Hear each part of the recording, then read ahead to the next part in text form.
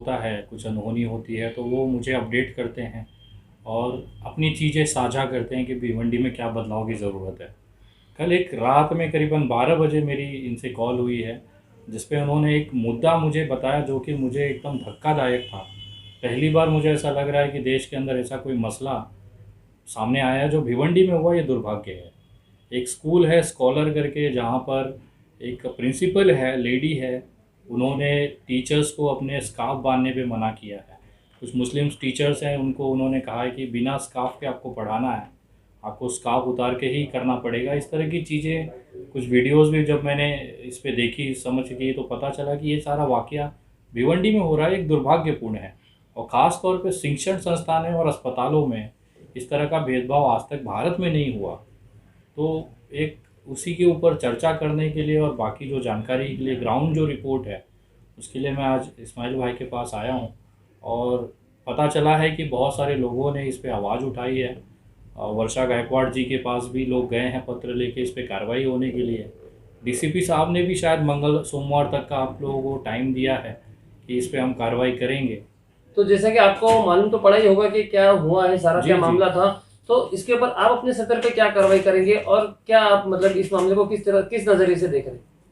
देखिए, मुझे मुझे ऐसा लगता है कि ये एक दुर्भाग्यपूर्ण चीज़ है। पता नहीं किस तरह की मानसिक रोगी होगी वो प्रिंसिपल जो अपने आप को शिक्षण संस्था की मुखिया बताती है, क्योंकि इतनी छोटी दिल वाली इतने बड़े पोस्ट पे रहे, ये दुर्भाग्यपूर्ण है किसी स्कूल के लिए। जब हम शिक्षण संस्था में होते हैं तो हमारे लिए सारे बच्चे एक बराबर होते हैं। सारे शिक्षक जो होते हैं वो भगवान का दूसरा रूप होते हैं। लेकिन वहाँ पे जिस तरह से एक धर्म विशेष को टारगेट किया जा रहा है, तो मुझे ऐसा लगता है कि उस स्कूल को सीधा डिक्लेयर कर देना चाहिए कि हमारे यहाँ पे मुस्लिम अलाउड नहीं है। क्यों ये सारे झंझट छुप छुप के खेल रही हैं? मैं प्रशासन को इतना ही रिक्वेस्ट करूँगा, अगर सोमवार तक इन्होंने प्रिंसिपल के ऊपर अगर कोई कार्रवाई नहीं की या कोई समाधान पूर्वक ऐसा कोई चीज़ सलूशन नहीं आता है, तो मैं पर्सनली ये सोचता हूँ कि मैं व्यक्तिगत तौर पर वो स्कूल के बाहर एक बड़ा सा बैनर लगा दूंगा, यहाँ पे मुस्लिम अलाउड नहीं है, और वहीं पे बैठ जाऊंगा। आने दीजिए प्रशासन को। वहाँ पे सारे सभापति जितने नगर सेवक हैं और आम जनता से रिक्वेस्ट करूँगा कि वहाँ पे कोरोना का प्रोटोकॉल फॉलो करते हुए आके बैठिए, और पुलिस को रिक्वेस्ट करूँगा कि हमें उठा के जेलों में डाल दीजिए। क्योंकि अगर पुलिस प्रशासन के हिसाब से स्कूल सही है तो हम गलत हो गए।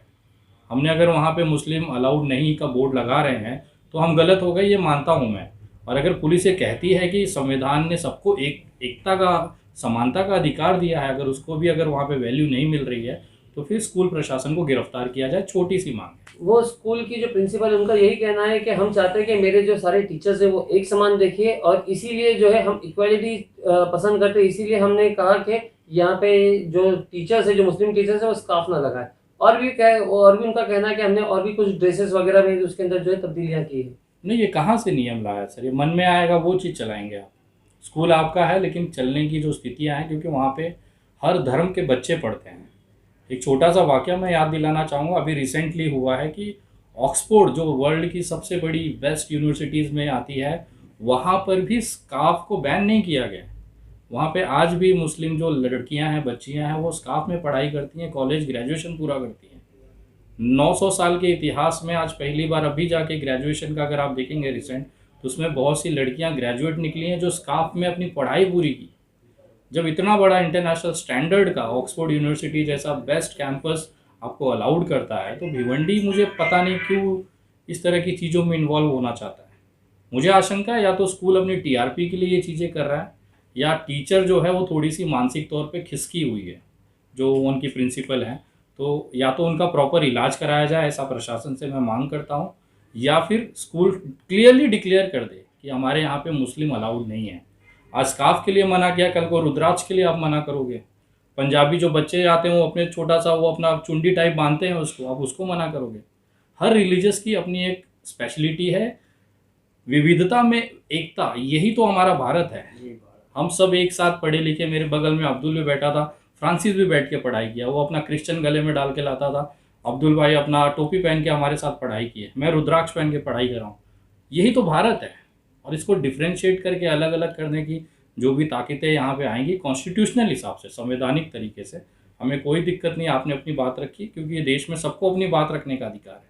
आपको कोई चीज़ बुरी लगी है, लेकिन अगर संवैधानिक तरीके से वो सही है, जनता उसे मानेगी, अदरवाइज कार्रवाई की हम लोग मांग करते हैं। एक रिक्वेस्ट मेरी तरफ से प्रशासन को है इस चीज़ को लेकर। फिरोज भाई, इसमें आपके सभी चैनल के माध्यम से मैं ये कहना चाहूँगा कि जिस तरीके से भिवंडी को पूरे देश के अंदर माना जाता है, एक मिनी इंडिया के तौर पे भिवंडी को देखा जाता है। मिनी इंडिया क्यों कहलाया जाता है भिवंडी? उसकी वजह बहुत सारी है कि जितने भी राज्य के लोग हैं वो सब के सब भिवंडी के अंदर में आज समाये हुए रहते हैं।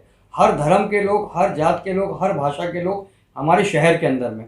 और हमारे शहर की एक खूबसूरती है जो मैं अपने बचपनों से देखते आया हूँ कि कोई भी त्यौहार हो, हिंदू का त्यौहार हो, मुस्लिम का त्यौहार है, एक भाईचारा हमारे शहर के अंदर दिखता है। तो जो ये हरकत अभी हुई है तो ये एक बीज बोया गया है नफ़रत का। तो मेरी अपील है और मेरी ये रिक्वेस्ट भी है उस टीचर से, सुतार मैडम से, कि आप अपने स्टेटमेंट को वापस लें और इस मामलात को आराम से सहूलियत से ख़त्म करें।